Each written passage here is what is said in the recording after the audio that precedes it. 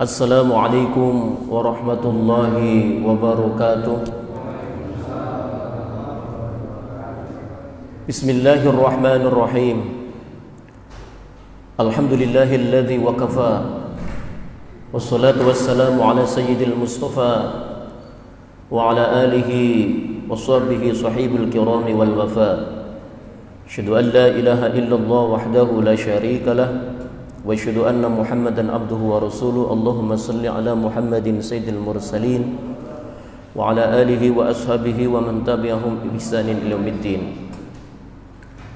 Jamaah sekalian, mari kita lanjutkan tilawah kita. Pada malam hari ini kita sampai di surat Ar-Rahman. Surat Ar-Rahman, surat yang ke-55. Ayat berapa, Pak? Ayat 46. Ayat yang ke-40. 45, 46. Iya.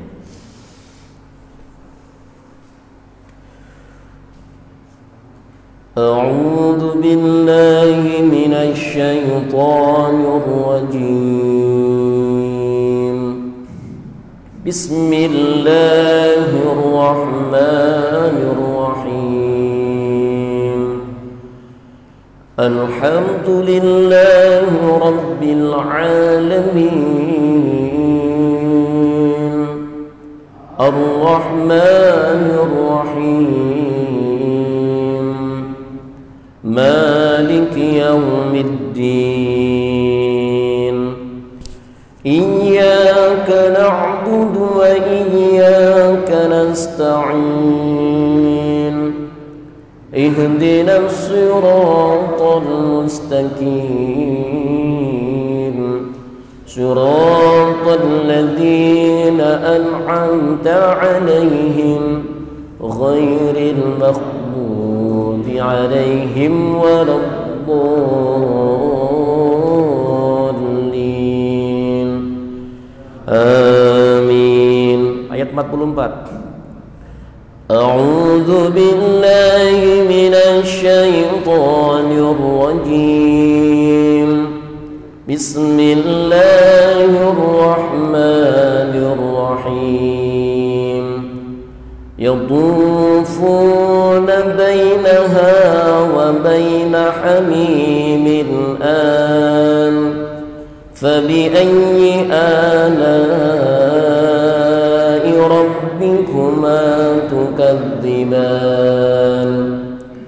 وَلِمَنْ خَافَ مَقَامَ رَبِّهِ جَنَّتَانِ فَبِأَيِّ آلَاءِ رَبِّكُمَا تُكَذِّبَانِ ذَوَاتَا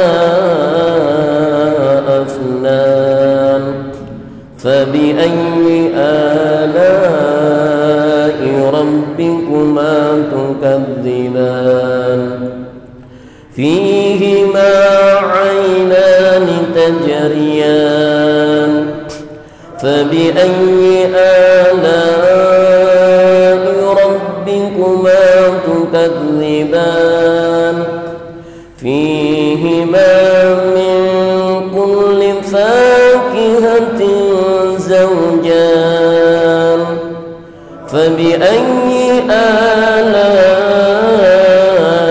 ربكما تكذبان متكئين على فرش بطائنها من استبرق وجنى الجنتين دان فبأي آلاء ربكما تكذبان فيهن قاصرات الطرف لم يطمثهن إنس قبلهم ولا جان فبأي آلاء ربكما تكذبان كأنهن الياقوت فبأي آلاء ربكما تكذبان هل جزاء الإحسان إلا الإحسان فبأي آلاء ربكما تكذبان ومن دونهما جنتان فبأي آلاء ربكما تكذبان ومن دونهما جنتان فبأي آلاء ربكما تكذبان مدهامتان فبأي آلاء ربكما تكذبان فيهما عينان نضاختان فبأي آلاء ربكما تكذبان فيهما فاكهة ونخل ورمان فبأي آلاء ربكما تكذبان فيهن خيرات حسان فبأي آلاء ربكما تكذبان حور مقصورات في الخيام فبأي آلاء ربكما تكذبان لم يطمثهن إنس قبلهم ولا جان فبأي آلاء ربكما تكذبان متكئين على رفرف حبر وعبقري حسان فبأي آلاء ربكما تكذبان تبارك اسم ربك ذي الجلال والإكرام صدق الله العظيم بسم الله الرحمن الرحيم سبحانك لا علم لنا إلا ما علمتنا إنك أنت العليم الحكيم رب اشرح لي صدري ويسر لي أمري واحلل عقدة من لساني يفقهوا قولي ربنا انفعنا بما علمتنا ربنا علمنا الذي ينفعنا ربنا فقهنا وفقه أهلنا وقربت لنا في ديننا ربي زدنا علما نافعا warzuqna fahma amin. Jamaah sekalian rahimani wa rahimakumullah, pertama-tama mari kita panjatkan puji syukur. Sekali lagi kita memuji syukur kepada zatnya Allah. Zatnya Allah. Jadi Allah itu adalah zat yang awal, wal awwalu wal akhiru wal zahiru wal batin. Termasuk Allah adalah ghaibnya yang paling ghaib. Tetapi Allah Subhanahu wa taala menyuruh kita untuk mengenal Allah. Jadi bagaimana kita mengenal zatnya Allah? Allah berfirman, "Wa ma khalaqtul jinna wal insa illa liya'budun." Sebagian mufassir mengatakan illa liya'rifuni. Tidaklah aku ciptakan jin dan manusia kecuali untuk menyembah kepadaku. Maksudnya mengenal Allah. Seorang yang menyembah Allah tanpa mengenalnya maka tidak akan sampai, ya hanya sebatas angan-angan. Sama saya pernah bikin ilustrasi kita ketika ada seorang, saya kalau beribadah di masjid saya merasa tenang. Kenapa? Karena saya melihat Allah. Bukan itu yang kita sembah. Yang kita sembah adalah zat yang salah satu nama zat itu adalah Allah. Jadi zatnya Allah yang kita sembah. Lah bagaimana Allah mengenalkan sehingga kita bersyukur tepat kepada zatnya Allah? Bagaimana Allah mengenalkan zatnya kepada hamba-hambanya untuk mengenalnya? Satu, kenalilah Allah dengan asma-asmanya yang kita kenal dengan Asmaul Husna. Yang kedua, kenalilah Allah dengan sifat-sifatnya. Bagi yang biasa hafalan wujud gidambako itu salah, itu sebagian daripada sifatnya. Atau kenalilah Allah dengan ayat-ayatnya.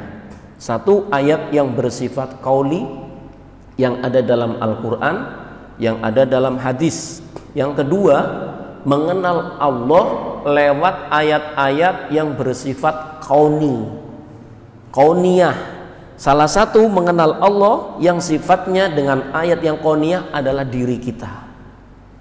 Sehingga satu maqalah mengatakan man arafa nafsahu faqad ngarafa rabbahu. Barang siapa yang kenal dirinya, maka pasti dia akan kenal Tuhannya.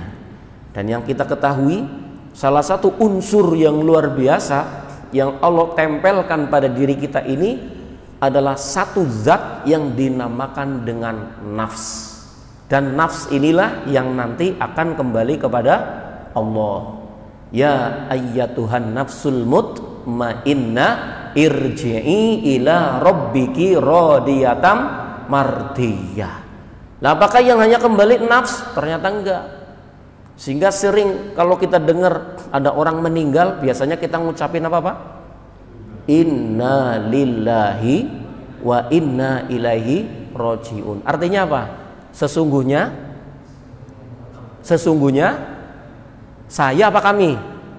Sesungguhnya kami. Loh kok kami? Padahal kita ya masing-masing ya. Sesungguhnya inna, sesungguhnya kami. Pakai mutakalim ma'al ghair. Oh enggak, ini atau innali atau ini lillahi wa inni ilaihi roji'un. Kenapa kalimat cukup pakai inna? Sesungguhnya kami. Oh berarti pada diri kita yang akan kembali kepada Allah di samping ya ayyatuhan nafsul mutmainnah, itu ada yang akan kembali. Nafs kita kembali ke Allah, ruh kita kembali ke Allah, bahkan jasad kembalinya tetapi pada tempat yang ditakdirkan oleh Allah, yaitu di muka bumi. Maka perlunya setiap orang yang ingin lebih mengenal Allah, maka lebihlah untuk mengenal dirinya. Di dalam semesta diri ada semesta alam yang kalau kita gali rahasia diri, karena di dalam unsur kita semua ada unsur ruhaniyah yang sifatnya adalah nur min nurillah yang dinamakan dengan nafs. Kita bersyukur kepada zatnya Allah yang telah memberikan berbagai macam nikmat. Wa in ta'uddu nikmatallahi la tuhsuha, yang apabila kita menghitung daripada nikmat-nikmat tersebut, kita tidak akan bisa menghitungnya. Tugas kita bukan menghitung nikmat yang diberikan oleh Allah, tapi tugas kita adalah mensyukuri apa yang diberikan oleh zatnya Allah subhanahu wa ta'ala. Salawat tering salam semoga senantiasa terlimpah curakan karibaan habibana wa nabiyana Muhammad sallallahu alaihi wasallam kepada keluarga, para sahabat dan seluruh umatnya ila yaumil qiyamah. Bapak sekalian, pada malam hari ini kita lanjutkan pengajian kita, pembacaan kitab Safinatun Najah. Supaya apa? Di dalam amalia syariat kita punya pegangan. Dan saya tidak ingin menggiring opini bapak-bapak, karena di dalam pemahaman fikih itu kita luas ya, kita luas. Cuman redaksi yang kita baca sekarang ini adalah redaksi ala mazhab Syafi'i yang merupakan mayoritas mazhab di Indonesia. Lain waktu kalau kita ini kitab selesai, kita kaji mazhabul arba'ah juga insya Allah oke, insya Allah yes. Tapi kita hatamkan dulu ini kitab supaya ya memahami syariat, memahami tata cara kaifiyah ibadah lahiriah kepada Allah sesuai dengan tuntunan apa yang dituntunkan oleh Allah dan Rasulullah, tentunya lewat pemahaman ulama-ulama, yang ulama tersebut adalah memang termasuk warasatul anbiya'i wal mursalin. Bismillahirrahmanirrahim. Qala al-musannifu rahimahullahu ta'ala wa nafa'ana bihi wa bi'ulumihi fid dharain amin ya rabbal alamin. Kita meminta kepada Allah semoga diberikan ilmu yang manfaat dan barokah. Bismillahirrahmanirrahim. Faslun surutul Fatihati. Saking ikhtiyatnya musonef sampai-sampai mengarang satu bab, yang mana bab tersebut membahas tentang syarat Fatihah. Syarat Fatihah. Kita tidak membahas perdebatan apakah Fatihah itu pakai bismillah atau kagak, bismillahnya samar atau kagak, karena semuanya ada dalil atau argumentasinya. Tapi dalam kitab ini diterangkan tentang syurutul Fatihati, tentang syarat-syarat daripada Fatihah. Masyaratun ada 10 ya. Ini sudah kita bahas kayak ini. Bismillahirrahmanirrahim. Faslun tasdidatul Fatihati. Bab membahas tentang daripada tasdidnya Fatihah, arba'a syarata. Jadi tasdidnya Fatihah itu ada 14. Kenapa tasdidnya Fatihah ini perlu diterangkan? Karena ketika seseorang membaca Fatihah, ada tasdid, ada harokat tasdid itu hilang, maknanya bisa berubah. Bismillahi, adapun daripada tasdidnya lafal bismillah itu fauqal lami, ada di atas lam. Lam lafal Allah namanya lam jalalah. Nah, bismillah, bapak-bapak sekalian, kalimat bismillah ini bisa dikaji dari segi lughat, dari segi gramatikal. Kenapa bismillah kok dibacanya bismillah enggak bismallah? Jelas bagi yang tahu tentang gramatikal Arab, ada huruf ba harfu jarin. Nah, ismi majrurun riba. Nah, karena di situ itu ada hamzah yang hilang itu. Hamzah yang hilang aslinya kan bismillah. Karena diwasolkan di sini, maka alifnya hilang jadi bismillah. Dan alif ini punya makna. Maknanya adalah Allah. Bismillahi, maka ada sebagian ulama memaknai bahwa bismillah itu dengan menyebut nama zatnya Allah ya. Karena yang kita sembah zatnya, bukan namanya. Yang kita sembah itu zatnya Allah, bukan namanya Allah, bukan sifatnya Allah. Bismillahi, adapun tasdidnya lafal bismillah fauqal lami. Cuman di sini karena sebelum lam jalalah ini ada harokat kasroh, maka dibaca tipis.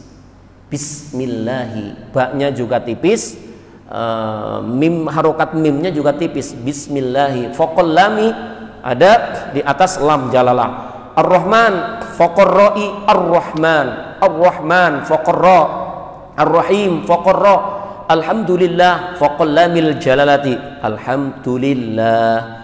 Rabbil alamina fauqal ba, di atas ba. Rabbil, jangan robil, jangan robil ya. Robbil, rob ya, nasdidnya harus jelas. Alhamdulillahi rabbil alamin.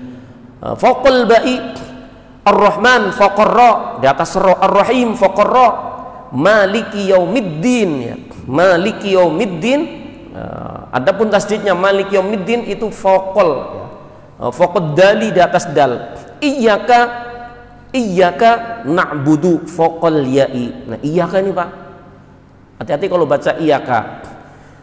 Di dalam syarah kitab ini diterangkan jangan membaca iyyaka dengan tanpa menasdid. Namanya iyyaka dibaca iyyaka.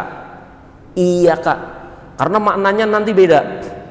Kalau iyyaka hanya kepada engkau, hanya kepadamu, tapi kalau iyyaka itu artinya adalah du'us syams ya. Du'us syams itu kayak pancaran ya, matahari ya.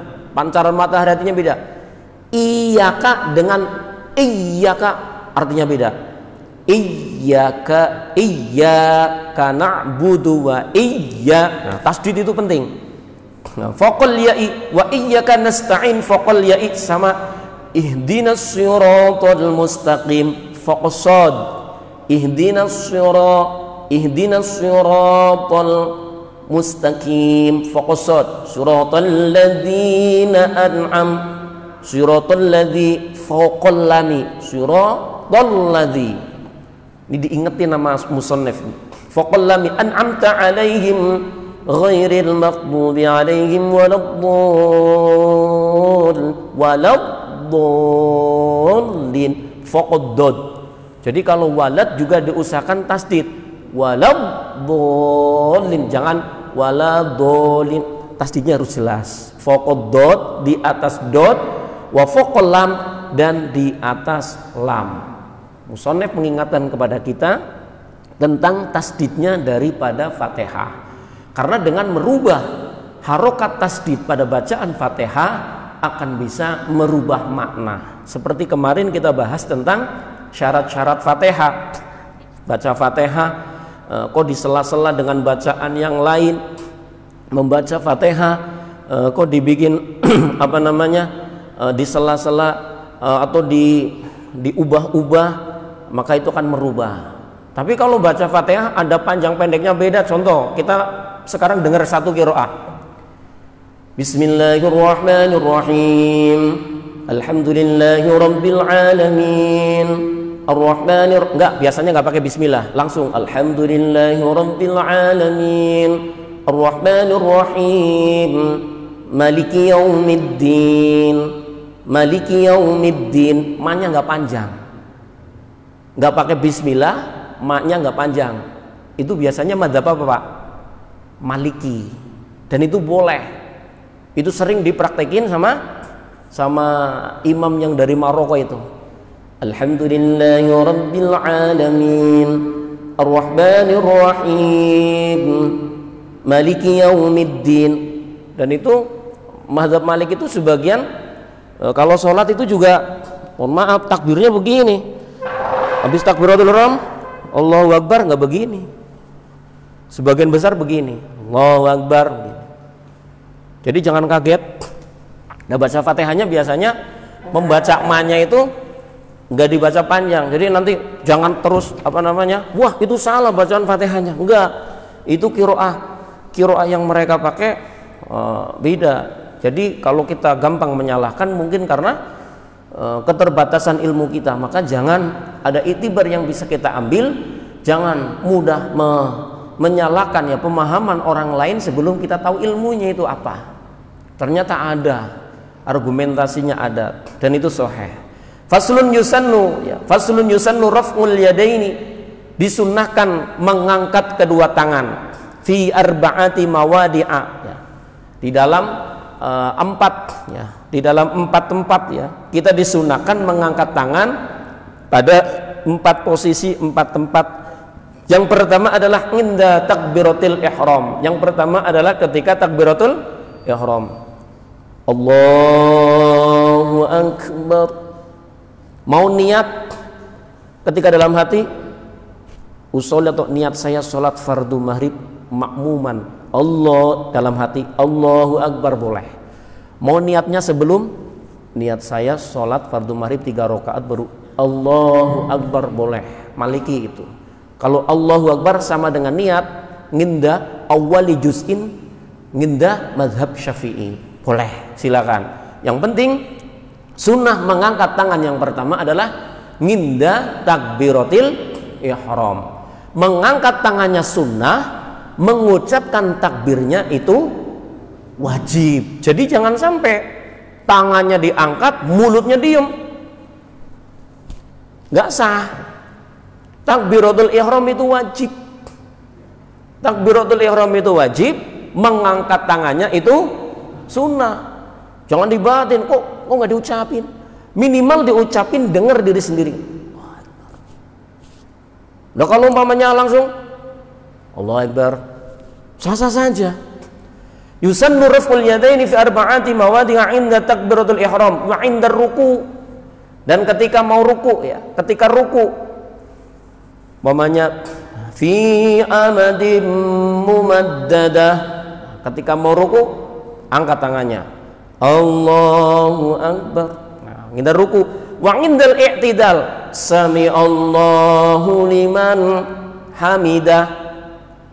Wa indal qiyami minat tasyahudil awal. Yang keempat adalah ketika berdiri dari tahiyat awal. Yang repot ini ada orang saking rajinnya setiap dari bangkit dari rokaat itu tangannya diangkat terus. Rokaat pertama bangun, Allahu Akbar. Tasyahud awal bangun, Allahu Akbar. Rokaat ketiga bangun, Allahu Akbar. Ini berarti orang nggak paham. Itu tidak sunnah, malah jadi makruh karena banyak-banyakin.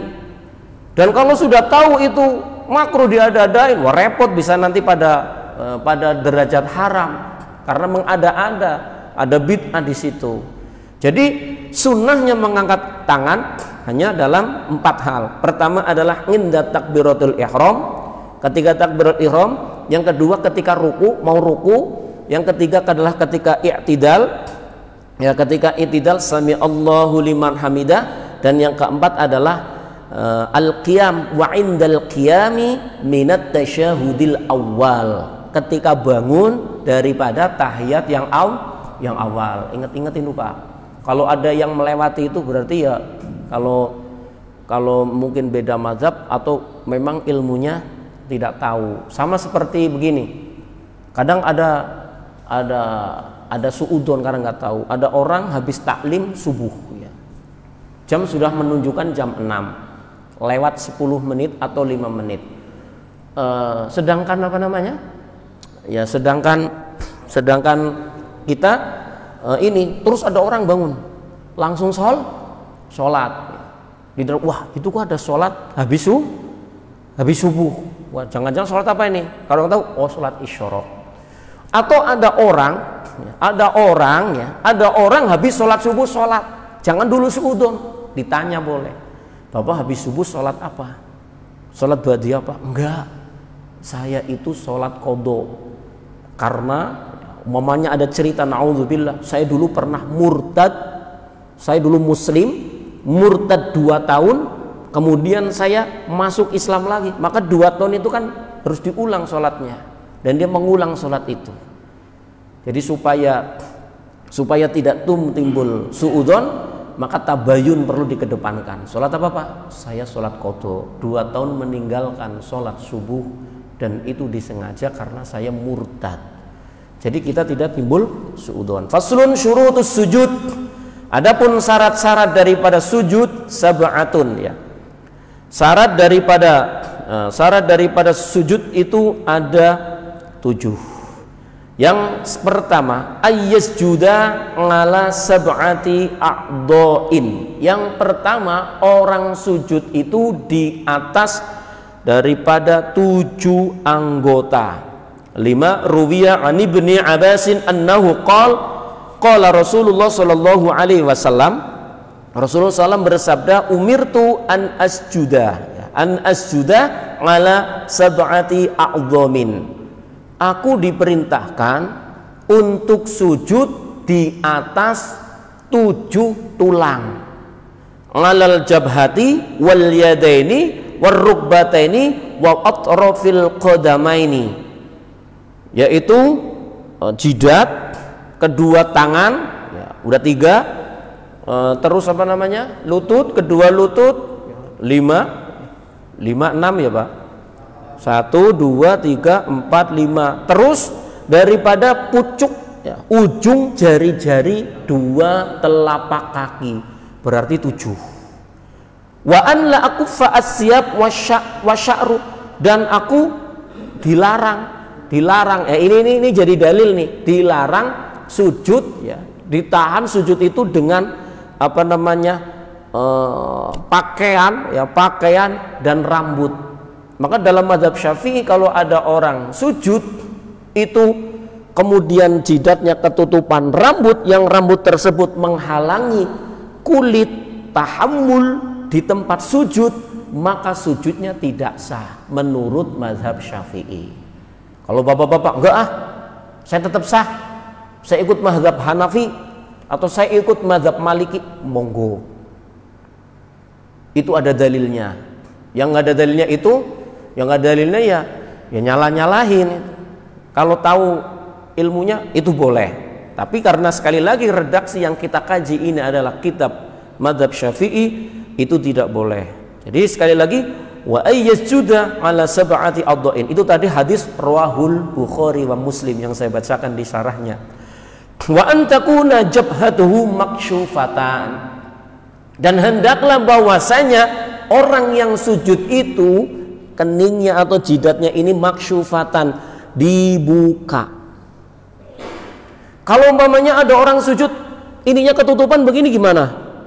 Atau kita lihat di Arab umpamanya ada orang sholat biasanya pakai apa Pak? Pakai sorban, ininya sampai nutupi ke ininya. Nah, itu bagaimana? Ya boleh. Berarti dia bukan mazhab Syafi'i. Boleh saja, silakan. Bahkan dalam mazhab Syafi'i kan kalau melakukan gerakan lebih dari 3 kali Allahu Akbar, garuk-garuk ada kan batal. Kalau di Arab bukan Syafi'i, nggak masalah. Kalau memang tahu ilmunya. Yang repot kalau nggak tahu ilmunya, begitu aja. Yang repot itu, itu di Arab nggak ini. Itu berarti bukan dasar ilmu, tapi itu dasarnya adalah taklid buta. Tapi kalau orang yang tahu dasar ilmunya, berarti dia bukan taklid, tapi dia muttabi, ittiba dia. Ittiba, mengikuti ulama. Lebih baik lagi adalah tahu tentang argumentasina. Wa antakuna jabhatuhu maksyufatan. Andai kan tidak dibuka pun nggak apa-apa. Tapi seyogianya bapak-bapak, kita contoh para imam ya, para ulama-ulama kita, ulama-ulama salaf kita mencontohkan satu hal yang baik. Apalagi kalau posisi kita, mohon maaf, posisi kita menjadi imam. Contoh, kita datang di satu tempat, mamanya kayak ustadz-ustadz di Bekasi ini ada pengalaman. Ketika taraweh itu ada yang masjidnya 23, ada yang 8-2-2-2, ada yang 8-4-4, tutupnya langsung 3. Itu ada, dan masing-masing punya argumentasi. Lah bagaimanakah ya, sikap kita ketika berada di tengah komunitas yang warganya pemahamannya begitu? Ikuti, jangan nyeleneh. Yang diajarkan oleh Imam Ibnu Hanbal, Imam Hanafi, Imam Syafi'i dan imam-imam yang lain, tasamuh mereka kedepankan ya. Toleransi yang mereka depankan. Oh, saya datang di satu tempat umpamanya di daerah Mesir yang biasa pakai kunut. Lah datang di Arab umpamanya yang nggak biasa kunut, jangan kunut. Jadi tasamuh itu Masya Allah luar biasa. Masing-masing merupakan daripada ijtihad mereka ketika mereka memahami daripada Al-Quran dan Sunnah Rasulullah Sallallahu Alaihi Wasallam. Bukan menyalahkan, wah ini yang nggak kunut nggak bener nih, ini yang kunut nggak bener nih. Wah sama-sama punya argumentasi. Yang repot itu kalau yang begitu. Ilmu agama sekali lagi luas. Wa tahammulu bi ra'sihi, menekan daripada kepalanya. Jadi kalau orang sujud kepalanya jangan ngambang, ditekan itu jidat. Nah dalam keterangan yang lain bahwasanya sambil menekankan hidung, sehingga ada yang mengatakan oh berarti anggota sujud itu ada 8 dong karena hidung masuk. Tidak, menekan hidung itu sunnah. Yang ini adalah posisi wa tahammulu bi ra'sihi, terutama adalah jidat apa kening ini. Wa adamul huwi li ghairihi, dan tidak adanya turun selain daripada sujud. Dan orang itu tidak ada, orang sholat itu tidak diperbolehkan ya turun akhirnya ke lantai, kepalanya ini ke lantai, kecuali dikarenakan sujud. Dan sujud itu kita pahami, sujud yang wajib dan sujud yang sunnah. Sujud yang wajib jelas, sujud yang merupakan rukun daripada rukunnya sholat. Sujud yang sunnah, yang kadang-kadang dulu sering kita amalkan Pak, sujud apa biasanya? Sujud tilawah. Sebenarnya sujud kan kalau baca surat Al-Alaq ya, wasjud waqtarib. Tapi sekarang jarang sujud kita kayaknya, udah buru-buru. Wa alla yasjuda ala syai'in yataharraku biharakatihi. Jadi yang selanjutnya itu adalah seseorang tidak sujud ya, di atas sesuatu yang apabila orang itu bergerak itu benda bergerak. Contoh saya pakai apa namanya ini pakai sorban gini, Nah terus saya mau sujud, sujudnya di sorban saya. Itu dalam mazhab Syafi'i nggak boleh. Tapi mazhab di luar Syafi'i boleh. Dan keterangannya ada dalam hadis. Ketika zaman Nabi Muhammad SAW itu para sahabat itu ketika sholat itu lantainya panas. Ya. Kemudian ketika sujud karena darurat itu diinikan buat sujud itu boleh. Nah, tapi dalam mazhab Syafi'i tidak boleh. Dan beliau pun punya argumentasi nakli dan juga punya argumentasi aklinya yang wajib kita hormati ijtihadnya. Wa alla yasjuda ala syai'in yataharraku bi harakatihi. Nah, yang ihtiyat ya sujud jangan pakai sorban yang digantungin, pakai sajadah, sujud ya pakai sajadah, jangan pakai sorban. Wartifa'u. Nah, ini posisi sujud wartifa'u asafilihi dan mengangkatnya. Dan mengangkat daripada maaf ya, apa nih bokong apa ya? Ya bokong ini kalau sujud diangkat. Jangan sujud itu ngelemer begini. Sujud itu ngelemer, bokongnya malah nempel sama tumit ya. Wah repot tuh sujud begitu tuh. Apalagi sujudnya kayak udang melengkung mau digoreng gitu kan ya. Yang hati-hati agak nyelonjor ke belakang. Hati-hati, jadi niat posisi badan itu diluruskan ke belakang. Itu adalah supaya irtifa asafilihi, supaya terangkat itu kedua bokong itu. Bokong keangkat, dalam arti keangkatnya bokong ini adalah ngala anga liyahi, supaya lebih tinggi posisi bokong itu daripada kedua pundak. Jadi kalau ada orang sujud ya, posisi bokongnya itu sama dengan pundaknya, berarti sujudnya nggak bener, secara otomatis sholatnya tidak sah. Umpamanya kayak sujudnya anak kecil begini ngelemer, apalagi orang nggak tahu ilmu sujudnya pakai begini. Ada kan kita lihat orang sujudnya pakai ini, waduh orang sujud kok pakai begini, sujud pakai ini, bukan pakai ini. Nah, ini harus di ilmu yang alaihi lebih tinggi posisi ya apa namanya pantatnya itu lebih tinggi daripada kedua pundaknya. Waktu makninatun, dan sujud juga syaratnya harus tumakninah. Tumakninah itu artinya minimal posisi diamnya semua anggota sujud itu adalah biqadri subhanallah. Maka saya nggak bayangin kalau ada sholat taraweh 20 rakaat 5 menit itu kayak apa sujudnya. Nah itu nggak ada tumakninah itu. Tidak ada tumakninah. Khatimatun a'dha'us sujudi, adapun daripada anggota-anggota sujud sab'atun ada 7. Al-jabhatu, jidat kening, wa butunul ka'baini, dalamnya daripada telapak tangan. Jadi sujud nggak boleh dibalik begini Pak, sujudnya nggak boleh, harus pakai ini. Wa rukbatani, ya, 2 lutut, wa butunul asabi'ir rijlaini, dan dalam daripada jari-jari kedua kaki. Itu sedikit pembahasan yang kita bahas mengenai daripada tasdidatul Fatihah, kemudian daripada a'dha'us sujud, yang ini mengajarkan kepada kita ambil iktibar benar semua gerakan-gerakan yang diajarkan, gerakan-gerakan secara syar'i yang diajarkan dalam ibadah kita adalah menuntun agar ibadah kita itu bisa sampai kepada taraf khusyuk. Karena di situ ada unsur yang ditekankan, di situ adalah tumakninah. Ingat Bapak-bapak sekalian, sesungguhnya Allah tidak melihat daripada rupa kita, ya, tidak melihat daripada jasad kita. Artinya bukan yang dilihat hanya rupa dan jasad, tetapi kembali mengingatkan walakin yanduru ila qulubikum. Tetapi Allah Subhanahu wa taala melihat daripada hati-hati kita semua. Jangan ketika kita beribadah hanya terpaut masalah lahir. Masalah lahir harus diimbangi dengan batin. Contoh, inna a'tainakal kausar fasholli li rabbika wanhar, kurban. Orang ada, bangga saya, kurban saya bagus, motong sapi, motong gede. Dia terpaut hanya lahir. Padahal dari sisi itu yang diambil oleh Allah bukan hanya pandangan lahir baiknya dohiriyah itu.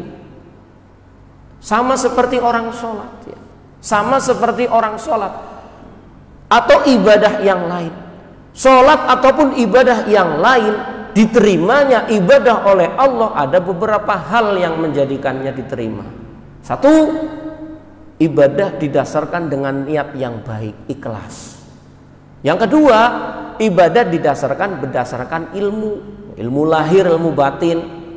Karena kadang-kadang kita ini, sayalah, kalau bapak-bapak mungkin enggak, kadang-kadang terjebak dengan fisik. Wah, nggak kayak saya sholatnya ini, nggak kayak saya ibadahnya nih, nggak kayak saya gerakan sampai ketika mohon maaf, ketika sampai dalam ibadah itu malah ditimbulkan satu perdebatan dalam diri kita, malah menyalahkan. Contoh, Allahu Akbar, wah nggak kayak gerakan saya. Ngelirik yang sebelah, wah itu gerakannya salah, nggak benar. Jadi tidak bisa hudur ya, tidak bisa hudu, tidak bisa khusyuk. Jadi ininya kemana-mana. Padahal kata Nabi, as-salatu mi'rajul mu'min. Salat itu adalah mi'rajnya orang yang beriman. Kalau kita kepengen mi'raj, kita kepengen berdialog dengan Allah, coba lewat salat. Dengan apa? Satu, konsentrasi, artinya konsentrasinya itu khusyuk, hudur, ya, hudu di dalamnya. Kemudian di situ kalau bisa memahami arti-arti dari setiap bacaan yang kita baca. Udah didaulat, inna sholati wa nusuki wa mahyaya wa mamati lillahi rabbil alamin. Udah jelas, doktrinnya sudah jelas, permohonannya sudah jelas. Nah, tetapi ketika kita tidak bisa mensinkronkan ya, tidak bisa mensinkronkan antara gerakan lahir dipaes-paes yang baik-baik, tapi gerakan batinnya tidak. Gerakan batinnya masih kemana-mana, masih ada ujub, masih ada riya, sum'ah. Maka yang terjadi, ya ini mungkin sholat yang dikatakan sebagai sholat yang tidak termasuk dalam kategori sholat tanha nganil fasya iwal mungkar.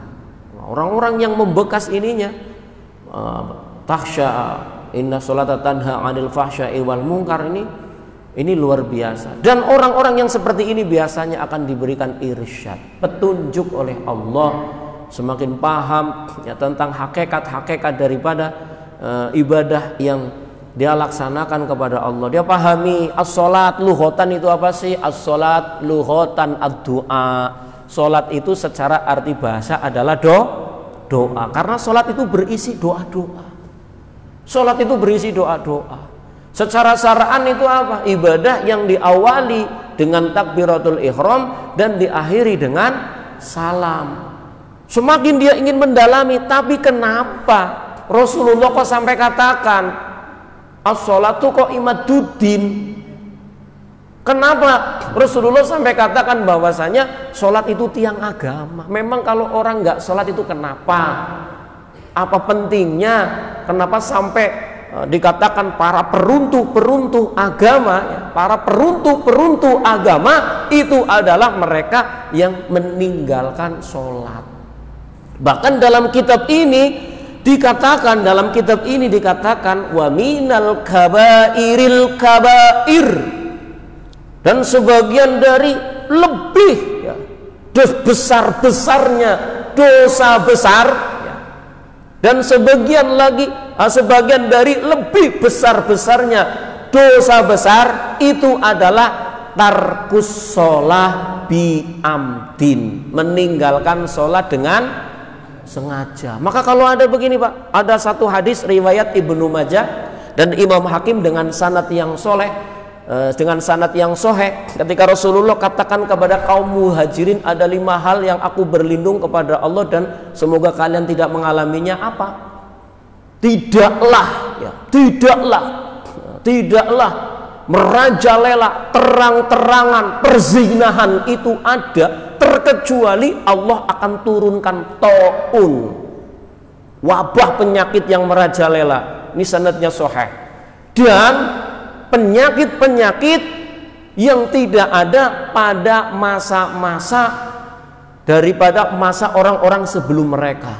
Hadis riwayat Ibnu Hibban, Ibnu Majah dan Imam Hakim dengan sanad yang sahih.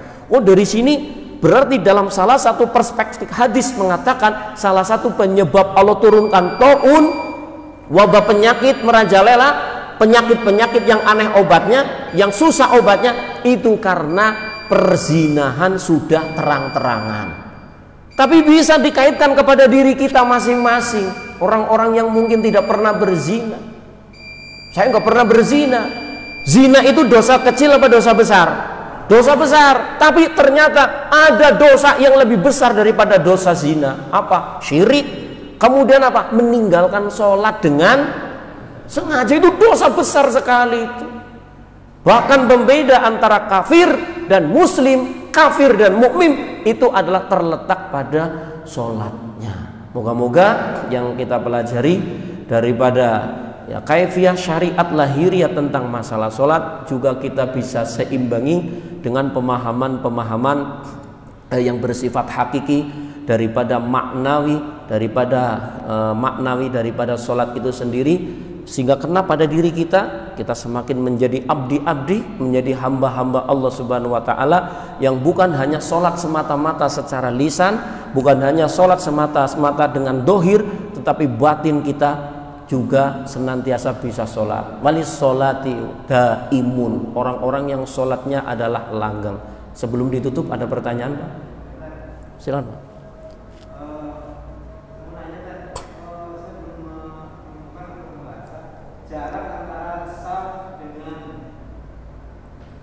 Imam itu sebenarnya berapa hasta, berapa langkah, karena ada masjid yang jaraknya lebih jauh. Ini yang pertama. Yang kedua, tinggi dari posisi imam dengan makmum. Juga saya lihat di masjid berbaliknya sudah tinggi banget kan itu. Bahkan ada yang bisa setengah meter itu gimana kan? Bismillahirrahmanirrahim. Sebenarnya itu kembali kepada tartibnya daripada shaf itu sendiri. Shaf itu kan tidak ada pengaturan secara khusus, pengaturan berapa meter antara imam dengan makmum, tetapi bagaimanakah ada jarak-jarak, karena kalau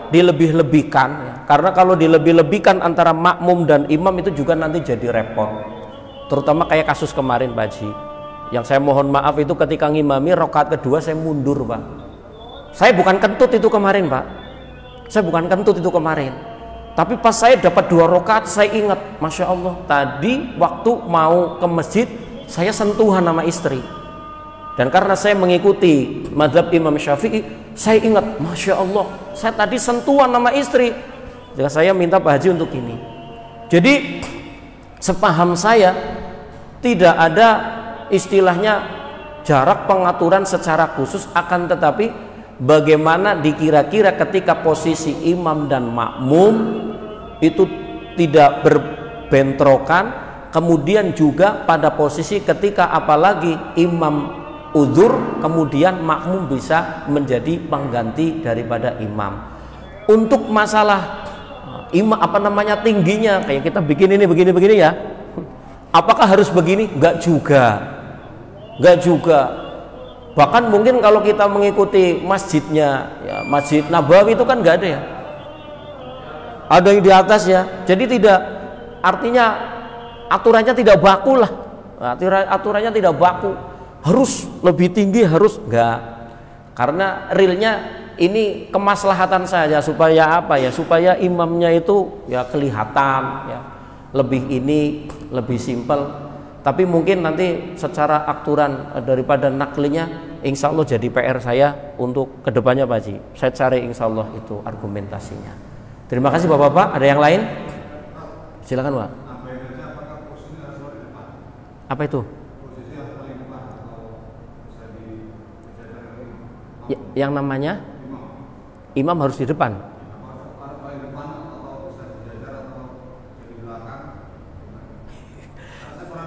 Iya.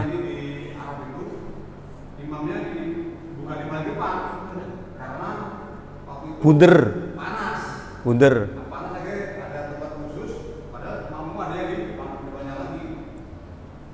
Berarti itu kembali kepada aturan softnya, Pak. Yang namanya imam tetap harus paling depan. Meskipun dalam posisi kelihatannya makmumnya itu di depan, tapi mungkin aturan softnya adalah mereka tidak bikin secara lurus, tapi mungkin melingkar. Tapi yang jelas posisi imam ya harus paling depan. Iya. Iya.